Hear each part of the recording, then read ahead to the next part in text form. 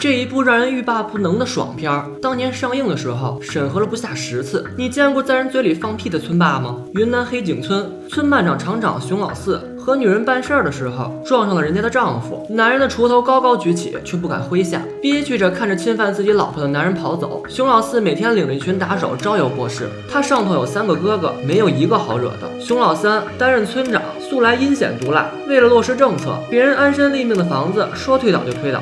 他也是熊家的灵魂人物，主心骨。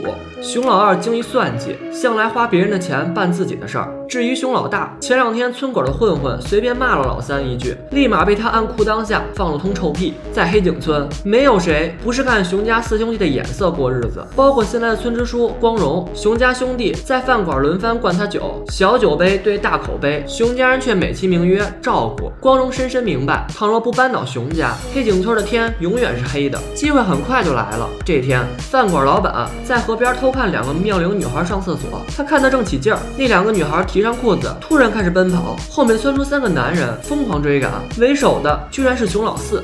3个男人很快追上2个女孩，把人摁住了。饭店老板在田间地头找到光荣，他都打听清楚了，那2个女人被关在村长熊老三家里，肯定是给他留着享用的。只要光荣在关键时刻冲进去当场捉奸，绝对能以拐卖妇女罪处置了熊家兄弟。光荣找到了把柄，立马赶去县城举报，他义愤填膺地细数熊家兄弟恶行。黑井村早已被他们糟蹋得烂了根儿，可是领导只轻飘飘落下一句话：没有证据的事儿不要乱讲。光荣既不忿又闹心，烦闷地回了家。此时的黑井村，熊老四正带着打手浩浩荡荡地巡街，因为他3哥家门口突然出现了几个来回溜达的外乡人。可是还没等调查出结果，老四就一眼看到了坐在草垛上的少女，是家具店老板的女儿。因为今年高考失利，正在散心，老四看着女孩清秀的脸庞，逐渐失了神，急切地走向她。熊老三不管弟弟那些糟心的烂事儿，他径直来到光荣家里，拿出老四的入党申请。虽说上面已经打好关系，但该走的过场还是得走。光荣一脸奉承地送人出门，转头就冷了脸色。既然无法直达天听，那就发动下游群众。光荣召集了被熊老二频频赊账的饭馆老板，和被熊老四当面绿的面粉厂工人，以及早就看熊家不顺眼的村民甲。4人坐在破仓库中商量的热火朝天。本来就犹豫不决的面粉厂工人突然冒出一句话：应届监牢是强奸妇女、拐卖人格，很简单地说是作风问题，以后注意以下不为例。整个气氛瞬间变得冷静，几个人神色黯然。如果一下不打中蛇的7寸，就会被他反咬一口，毫无还手之力。3位好汉已经开始找借口告辞。光荣隐忍太久，好不容易抓到熊家把柄，如此肯轻易错过这次机会。等一下，抓熊家兄弟是啥时候的意思嘞？闻听此声，仿佛得到免死金牌，几个人的革命斗志瞬间被点燃。制服4兄弟，还缺一位会武术的好汉。光荣想到那位被熊老大在嘴里放屁的小混混狗卵，尽管其余众人都不屑与混混为伍，但特殊时期，光荣觉得英雄必是不问出处，暂时利用未尝不可。几个人仿佛看到曙光就在眼前，立下革命口号，攥起拳头宣誓。为了何金孙，光荣第2天就拎着吃喝上门找狗卵，途中遇到找女儿找到满头大汗的家具店老板吴老二，但光荣没当一回事儿，迅速将人打发走了。狗卵果然够义气，如光荣预料的那样，愿意为他两肋插刀，人都召集齐全。好汉们迅速煽动人民群众。熊家兄弟作威作福太久，黑井村吃了不少苦头，不少村民聚到光荣家里，等待晚上揭竿而起。光荣发完烟发武器，集合队伍，刚要发表讲话，就有人叮叮咣咣上了楼。来人是熊老四贴身随从，心腹打手。他一看这屋拿着棍棒，虎视眈眈，立马想溜，然后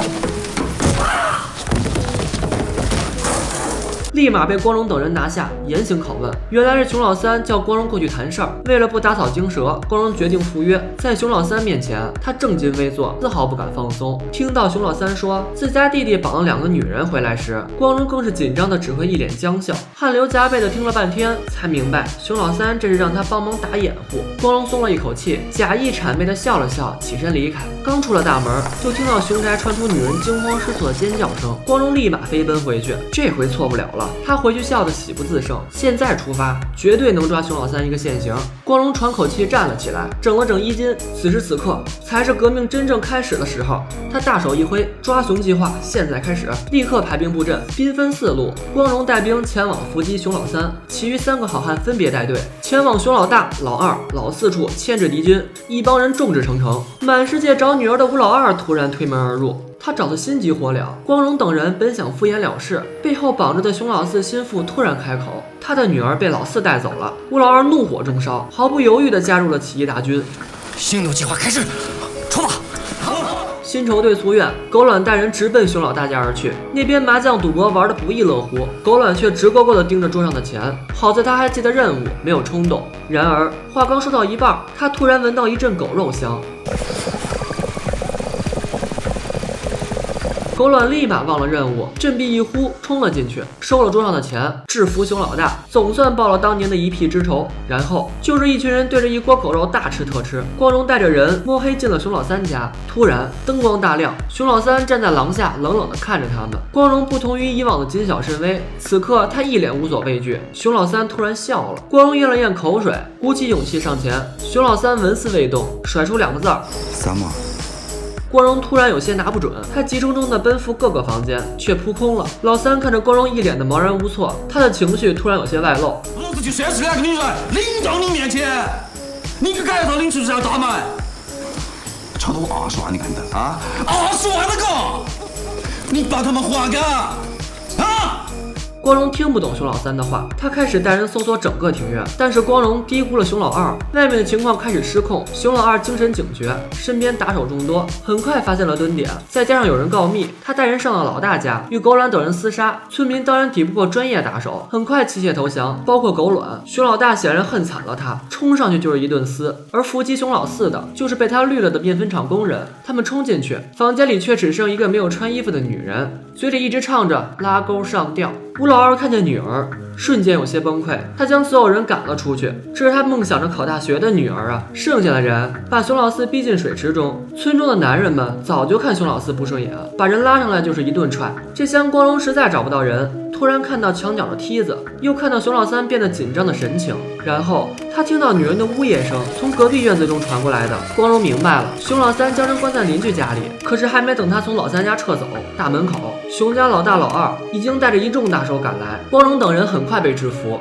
他功亏一篑，绝望落泪之时，熊家大门突然被外力破开，是警察，天降神兵，一切都结束了。电视很快播报了这件新闻：熊家兄弟与隔壁村某人合伙贩卖假盐，由于对方没有支付20万尾款，熊家绑架了对方妻女，然后就是故事中的样子了。这部《光荣的愤怒》上映时有不少麻烦，进行了不少删改，才出现在大家眼前。有人说这是一部敢迎面痛击社会现状的影片，村民们为报仇、为要钱、为今后不受欺压，鼓起勇气与村中最大的恶势力做斗争。可是临阵脱逃者有，胆小告密者有，趋炎附势者有，意气用事者有，被钱财食物诱惑者有，泄私愤者有，围观看热闹者有，事不关己者有。小小的一次村民起义，堪称人生百态，人生丑态。包括以伪光正登场的光荣，为了麻痹敌人，阿谀奉承，点头哈腰；为了聚集群众，无所不用其极，哄骗、利诱、威胁、激励，甚至对于混混说出利用2字。反观作威作福的村霸，却是临危不乱，足智多谋。最后胜利的取得，却是因为天降神兵。倘若没有神兵，这次起义会有想要的结局吗？光荣那颗绝望的眼泪，似乎更能说明问题。愿君学长松，